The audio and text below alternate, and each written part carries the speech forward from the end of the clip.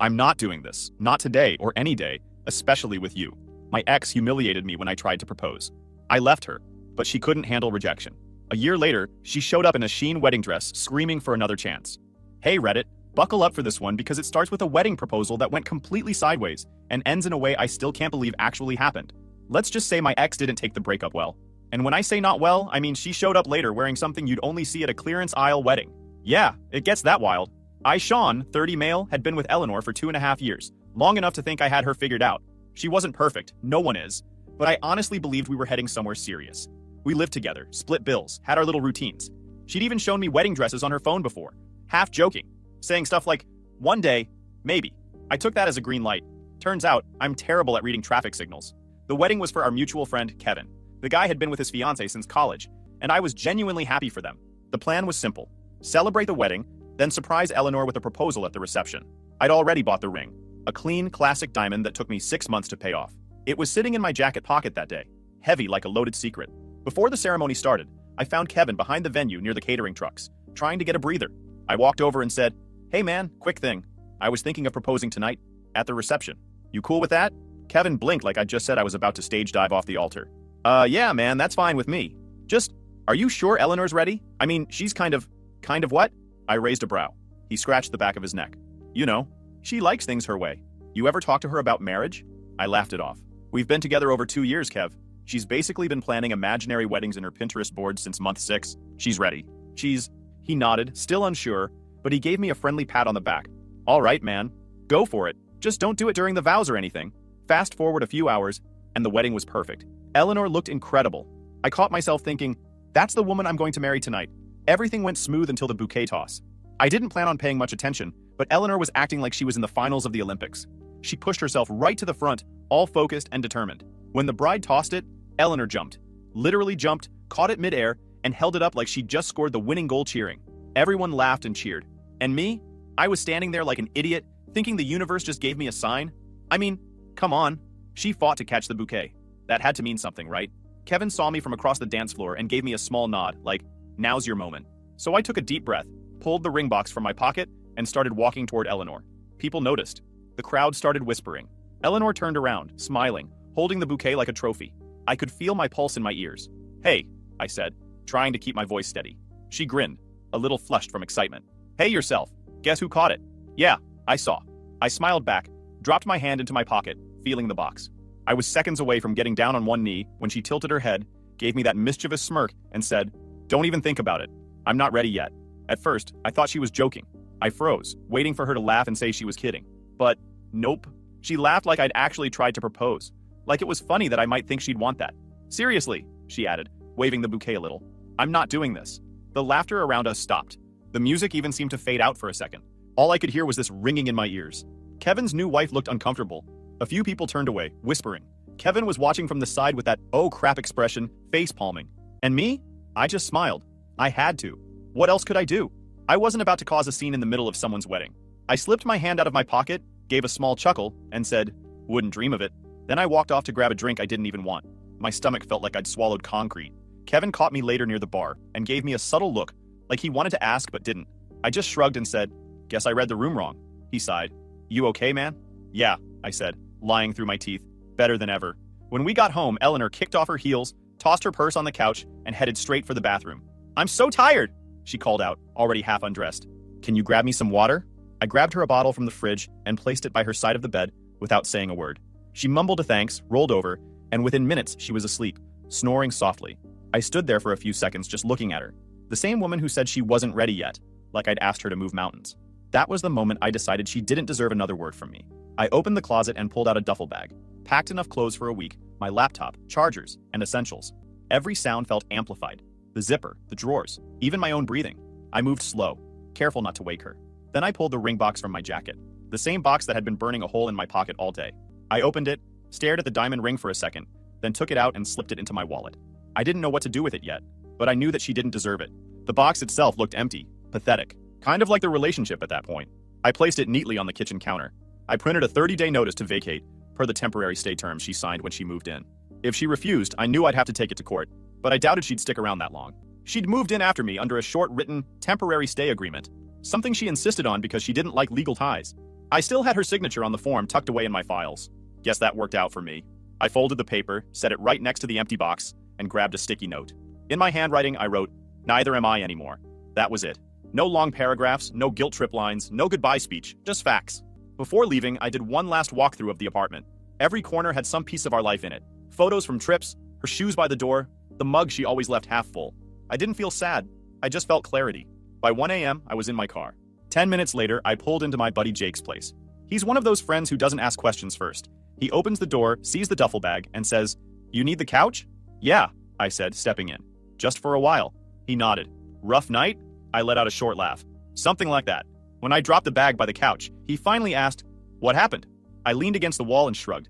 I finally saw things for what they are. I crashed on that couch, and I swear, it was the best sleep I'd had in years. No midnight arguments, no guilt trips, no emotional gymnastics, just silence. The next morning, sunlight hit me straight in the face, and for a moment, I forgot where I was. Then I remembered the eviction notice, the ring box, the sticky note, and I smiled. Not out of spite, just relief. I checked my phone. 10 missed calls, 5 voicemails, a few texts, all from Eleanor. I didn't open a single one. Not yet, anyway. I left the phone face down on the coffee table. After breakfast with Jake, curiosity got the better of me, and I finally listened to the voicemails. I didn't even have to listen to the rest to know how they'd end. She'd woken up, found vacant notice, saw the box, and realized she wasn't the one in control anymore. Good. I leaned back on Jake's couch, sipping coffee, and said out loud, mostly to myself, "Guess she's finally ready now." Jake raised an eyebrow. "Ready for what?" "To figure out what being single actually means." He snorted. "You're cold, man." "Not cold," I said with a smirk. "Just done babysitting delusions." That day, I didn't text, didn't explain, didn't justify. For the first time in a long time, I didn't owe anyone an apology. And as strange as it sounds, that silence, the kind where no one's expecting you to fix their feelings, felt like the best sound in the world. Turns out, endings don't always need closure. Sometimes they just need confidence. By the next morning, my phone looked like it had been through a hurricane. 32 missed calls, 16 texts, and 3 voicemails, all from Eleanor. She must have woken up, seen the notice to vacate an empty ring box, and gone nuclear. The first voicemail started calm. "Sean, I don't understand what this is. Are you mad about last night? You're being dramatic. Call me back." The second one got shaky. "You can't just kick me out. I have nowhere to go right now. You're being heartless." By the third, she was full meltdown. "I swear, if you don't pick up, I'm coming to Jake's. I know you're there. This isn't fair, Sean. You can't do this to me after everything I gave you." Yeah, the woman who humiliated me in front of 100 people now wanted sympathy. I didn't reply. Not because I was trying to play games, but because there was nothing left to say. She'd made her choice. I'd made mine. I let the phone ring until it finally stopped. By noon, the text came rolling in. "You can't legally evict me like this. You're overreacting. We just need to talk. You're seriously heartless. After all we've been through? Wow, you really showed your true colors." I stared at the screen for a few seconds, then muted her. Peace. One button, and all that noise vanished. An hour later, I got an email notification. From Eleanor K. Subject line: "Please, let's talk." I didn't even open it. Just hovered my cursor over delete and clicked. Jake was sitting on the couch across from me, eating cereal, watching me go through all this. "She's not taking it well, huh?" "Nope." "She always this dramatic?" "Worse," I said. "You just never saw the behind the scenes." He laughed under his breath. "Guess I'm getting the director's cut." I leaned back and stared at the ceiling. "It's like she thinks crying and guilt are bargaining chips." Jake shrugged. "You taught her that they're not." That made me smile a little. The next few days were a blur of random number calls and burner text apps. Every message had the same tone. Half manipulation, half desperation. "You can't erase me that easy. If you loved me, you'd at least talk. You're cold. You're not the man I thought you were." She was right about that last part. The man she thought I was would have cracked by now, would have gone back to calm her down, explain things, fix the situation like always. But that guy retired. Sometime on day 3, I got another email. This one longer. I skimmed just enough to catch the part where she said she didn't mean it at the wedding, that she was just joking around, that she needed time. Then the classic line, "Can we just talk like adults?" I deleted it without replying, because talking like adults apparently meant she talks. And I sit there feeling guilty. Later that night, while I was scrolling through listings for a new place in case I wanted a place more spacious, something clicked in my head. I started remembering all the moments that should have told me who she really was. The times she'd drag me into jewelry stores just to look. On the nights she'd show me wedding dresses online, asking, "Which one do you like?" The way she'd talk about what our first dance song would be, then act like I was clingy for bringing up marriage. It wasn't about love, it was about control. She liked the idea of me being ready to marry her. It made her feel secure, like she could walk around with emotional power over me. As long as I was dreaming about forever, she could dangle it in front of me and feel wanted without ever committing. That bouquet toss at Kevin's wedding wasn't a coincidence. She fought for it because she liked the image of being the girl who got it. She wanted the attention, not the meaning behind it. And when I actually followed through, she panicked. Because real commitment meant real accountability, and that's something she never wanted. I spent half the night replaying old memories, and they all started making sense in a new light. Every maybe someday was her way of saying never, but keep hoping. Every sweet gesture came with invisible strings attached. Jake came back from work the next evening, saw me reading through apartment ads again, and asked, "You gonna tell her she's officially out?" "She already knows," I said. The silence told her. He grinned. "You really not gonna answer a single one of her messages?" "Nope. Not even for closure? Closure's for people who still care what the other person thinks." He raised his cereal bowl like a toast. "Fair point." I laughed, for real this time. It hit me that I wasn't sad. I was just relieved. I didn't need to figure out why she was the way she was. I didn't need to fix anything. All I had to do was walk away and mean it. For the first time, there was no ache, no doubt, no what if, just quiet certainty. I realized I hadn't lost a partner. I'd lost a manipulator. And honestly, that felt like a win. I dodged a bullet. By the time I went to bed, I knew one thing for sure. I wasn't the one who got left behind. I was the one who finally got out. And I wasn't pretending anymore. Not about her, not about us, not about love. A week passed without a word. Or at least, without a word I allowed through. I figured she'd eventually stop after realizing I wasn't biting. I was wrong. It was Thursday afternoon. I was walking to my car after a client meeting, juggling my keys and phone, when I heard someone yelling my name. "Sean!" I turned and there she was. Eleanor. Standing near the employee lot entrance, wearing sunglasses too big for her face and an outfit that screamed, "Look what you're missing." For half a second, I thought I was hallucinating. But then she started marching toward me, heels clacking like gunfire. "How did you even find this place?" I asked, more annoyed than surprised. "I looked it up," she snapped. "You've been ignoring me for a week." "Yeah, that was on purpose." Her jaw tightened. "You really think you can just end things like that? You ruined my life, Sean." I let out a low sigh. "Pretty sure your life was doing fine before you decided to humiliate me at a wedding." "Oh my God," she said, rolling her eyes. "You're still stuck on that?" "It was a joke. You completely overreacted." "Right," I said flatly. "A public rejection was just a joke. My bad for not laughing harder." She crossed her arms. "You forced me into that situation. You were trying to trap me with a ring I didn't ask for." "Trap you?" I raised an eyebrow. "No one forced you to date me for 2.5 years, Eleanor. You had plenty of exits. You just didn't take them." She stepped closer, voice getting sharper. "You pressured me. You made me think about marriage when I wasn't ready. Then maybe you shouldn't have spent 2 years showing me wedding dresses and talking about venues," I said. That hit a nerve. She blinked fast, then her tone flipped from defensive to hostile. "You're unbelievable. You just can't admit you're controlling. You need to make me the bad guy so you can feel like a hero." I stayed calm, hands in my pockets. "You don't need my help to be the bad guy, Eleanor. You're nailing it solo." Her lips curled. "You'll regret this. You'll never find someone like me." I smiled. "That's kind of the point." Her face went red. She spun on her heel, muttering something about me being emotionally unstable, and stormed off toward the main road. I thought that was the end of it. The next morning, I got called into HR. The woman from HR looked uncomfortable, like she hated having to even bring it up. "Sean, we received a call yesterday from someone claiming to be your ex. She alleged you've been emotionally abusive and controlling. She said she wanted to warn the company in case you acted out here." I almost laughed. "You're kidding." "I wish I was," she said, giving a sympathetic shrug. "Don't worry, we looked into it. It's obviously personal, but we have to document it." I handed her my phone and showed her the texts, missed calls. The HR rep scrolled for a second, then nodded. "Yeah, this isn't your problem. You handled it fine. Just block her and don't engage." I grinned. "I will." She smiled back. "Good. Also, please tell your ex to stop calling the front desk. It's getting awkward." When I walked out, I wasn't even angry, just impressed. The speed at which she managed to turn into a full-blown PR disaster was honestly remarkable. That evening, as I was microwaving leftovers, my phone buzzed. It was Kevin. "Hey man," he said, voice cautious. "So, Eleanor's been talking to everyone?" "Define everyone." "Our friend group. She told them you manipulated her, pressured her into marriage, tried to control her, the usual." I laughed. Classic. Kevin hesitated. I didn't buy it. I told her exactly what I saw at my wedding. "You didn't pressure her. You were ready. She embarrassed you. Period." "Appreciate it," I said. "Yeah, well, it got messy fast. She went off in the group chat, saying everyone's fake, that we never supported her healing. It was wild. So she finally exposed herself," I said. "Pretty much. She rage quit the chat after calling everyone traitors. Then she made this dramatic post about being surrounded by toxic energy. I think she deleted it 5 minutes later." "Sounds about right," Kevin sighed. "I just wanted you to know. Everyone knows the truth now. She's losing it, man." "Let her," I said. "I stopped managing her reality a long time ago." Kevin chuckled. "You're handling this like a monk, dude. More like someone who ran out of patience."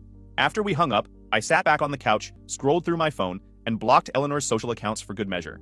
She'd been trying to destroy my name, but she didn't realize she'd already handed me all the proof I'd ever need. Her actions. Before bed, I checked one last time. No new calls, no new emails. Just silence. I smiled and muttered to myself, she tried to destroy my name, but she only ended up proving why I left. And for the first time since that wedding, I felt the peace that comes from watching someone dig their own grave, with a shovel you didn't have to touch. A few quiet weeks went by. Work was good, sleep was better, and my phone had been blissfully silent. I was getting my life back, piece by piece. Then one afternoon, while I was having lunch at my desk, I got a text from Kevin. Dude, you're gonna want to see this. He sent me a link to Eleanor's Instagram. I hesitated for half a second before opening it. Big mistake. The first photo hit like a bad joke. Eleanor in some fancy restaurant, holding hands with a guy I'd never seen before. Caption: when you know, heart emoji ring emoji. I actually laughed. Out loud. I scrolled a bit more and saw post after post. All soft filters, long captions about healing, moving on, and finally finding real love. The guy's name was Martin. She'd even changed her bio to Future Mrs. M.O. They'd been together maybe 3 weeks, tops. Kevin texted again. They're engaged. No joke. She posted the ring video last night. I couldn't help but shake my head. That was fast, I texted back. Kevin replied, yeah. Everyone thinks she's trying to one-up you. It's so obvious it's embarrassing. Embarrassing was an understatement.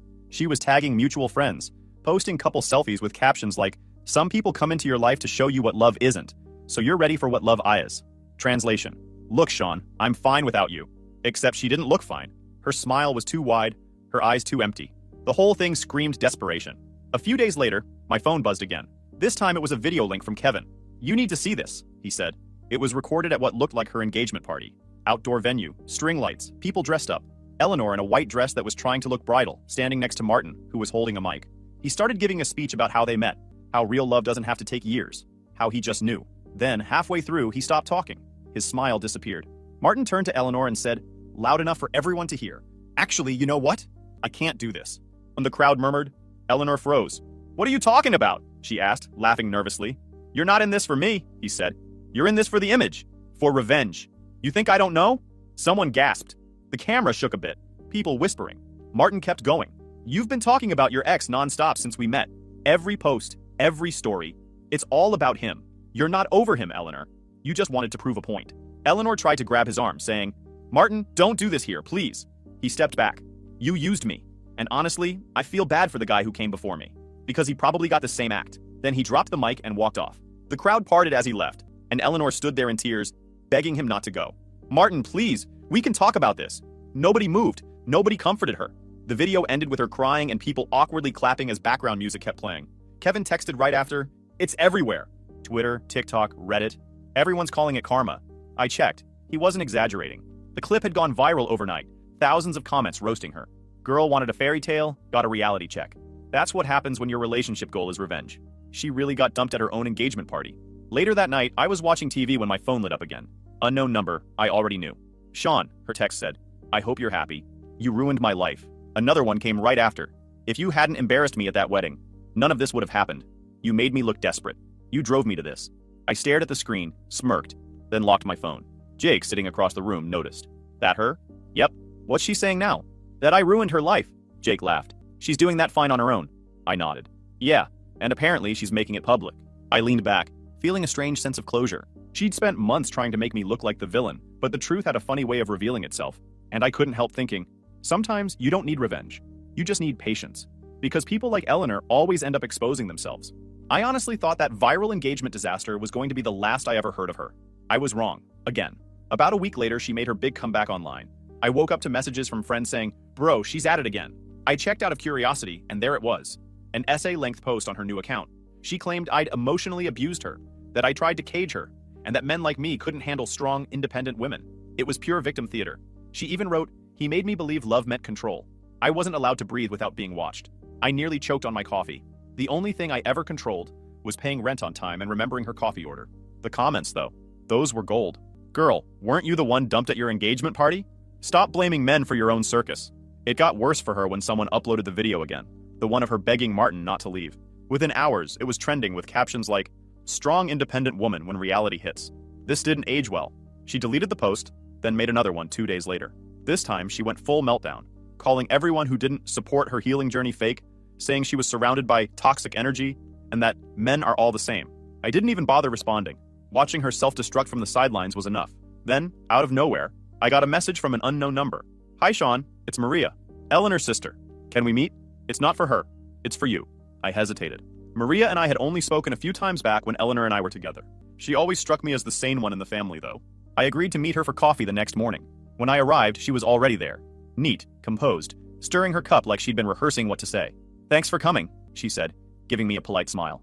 "No problem. I'll admit, I was surprised you reached out." She nodded. "Yeah, I would be too, but I figured someone should tell you the truth about my sister." I leaned back. "All right, hit me." Maria sighed. "Eleanor's always been like this." "What she did to you?" "She's done it before, multiple times." That caught my attention. "Before me?" "Oh yeah," she said, shaking her head. "There was Ryan before you, then Chris, then Alex. Every time things got serious, she'd panic, say they were controlling, or that she wasn't ready. Then she'd break up with them in the most dramatic way possible, block them, post about being free. A few weeks later, she'd start another relationship and repeat the same story." I frowned. "So this is like her thing?" "Her pattern," Maria corrected. "She gets bored the second someone starts expecting emotional maturity. And the worst part? Most guys still chase her after she dumps them. She loves that part. She once even told me that sometimes she did it for the reactions." "Let me guess," I said, half smiling. "I didn't chase and give her a reaction." Maria pointed at me with her coffee stirrer. "Exactly. You were the first one who didn't. You walked away without giving her the attention she feeds on. That's why she's losing it now." I let out a short laugh. "Figures. I thought I'd broken her heart. Turns out I just broke her ego." Maria gave a sad smile. "Pretty much. Eleanor doesn't process rejection well. Our parents tried to get her therapy years ago, but she refuses. Says she doesn't need it. That everyone else is just too sensitive or too boring for her." I shook my head. "That tracks. She blames everyone else for her own messes," Maria continued. "After that engagement video went viral, she didn't even cry about Martin. She cried about how people were turning against her. She's obsessed with how she looks to others, not how she actually treats people." "She posted about me again last week," I said. Maria groaned. "Yeah, I saw. She's embarrassing herself. Even my parents told her to stop, but she's convinced that if she spins the story long enough, people will believe her version." "Does she know you're here talking to me?" I asked. Maria smiled faintly. "No, she'd lose it if she knew, but someone had to tell you. You didn't lose someone special.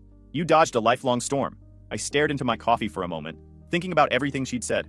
"I'll be honest," I said. "For a while I wondered if I overreacted, if I should have given her another chance. But hearing this, I think I just got lucky." "You did," Maria said quietly. "Most guys don't. They keep trying to fix her until she drains them dry." She stood up. "Anyway, I should go. I just wanted to say, don't let her guilt you. You did the right thing." I nodded. "Thanks for telling me, Maria." "Really," she smiled. "Take care of yourself, Sean. And for what it's worth, you were too good for her." After she left, I sat there for a few minutes, just processing. For years, I thought Eleanor's behavior came from some misunderstanding between us. Turns out it was never about us. It was just her. Everything finally clicked. The bouquet comment, the fake apologies, the quick engagement, the meltdown. It wasn't random. It was her default setting. I pulled out my phone and, even logged out, her profile was bare. I couldn't help but chuckle. She was out there spinning another version of her story, trying to make herself the victim. But I didn't feel angry anymore. Just detached. Free. I'd sold the ring months earlier. Got a fair price, but honestly, the relief felt worth more than the cash. I paid for my coffee, walked outside, and felt lighter than I had in months. Because now I knew the truth. I wasn't the first guy she pushed away. I was just the first one who didn't crawl back. And that's what really broke her. A year passed. Life had gone from chaos to calm. A kind of peace I didn't think I'd ever get again. I'd moved to a quieter side of the town, moved to a bigger place, and most importantly, changed the kind of person I let into my life. Her name was Miranda. She taught second grade at the elementary school near my office. She was warm, funny, low drama. Everything Eleanor wasn't. She didn't need attention. She needed peace, just like me. We'd been dating for 6 months, and for the first time in years, I actually felt steady. It was a Saturday afternoon. There was a knock on the door. 3 sharp knocks, fast and impatient. Miranda called out, "You expecting someone?" "Nope," I said, wiping my hands and walking to the door. I opened it and froze. Eleanor stood there, wearing a white wedding dress. Not the fancy kind either. This thing looked like it came from the clearance rack of a costume shop. Lace that didn't match, glitter peeling off, and a wrinkled skirt like she'd slept in it. She was holding a bouquet of wilted flowers, half brown, half dead, and she was smiling. Wide. Too wide. I'd moved across town a year ago, kept a low profile, barely posted online. No idea how she got it. Probably public records or a tag in a friend's story. "I do," she said softly. I blinked. "You... what?" I said I do. She stepped closer, clutching the bouquet tighter. "I accept you as my husband. I've been planning this for months." My brain short-circuited for a second. "Eleanor, what the hell are you doing here?" She tilted her head, eyes glossy. "Don't act shy, Sean. I forgive you. I know I got scared, but it's okay. I'm ready now." "Ready for what?" I asked, half laughing, half terrified. "For us," she said like it was obvious. "For our wedding. I found a venue. Well, 2 actually, but one's fully booked, so we'll have to pick the other. It's perfect. They even have a gazebo.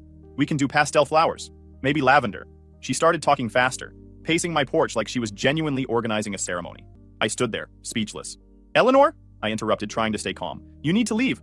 "I can't leave. Not now," she said, her voice cracking. You're my fiancé, Sean. We're supposed to be together. Don't ruin it. Ruin it, I asked. And that's when Miranda came out of the bedroom, her hair in a loose bun, wearing one of my old shirts. Who's that? Miranda asked, confused. Eleanor's eyes snapped toward her like a switch flipped. Her smile vanished. Who is she?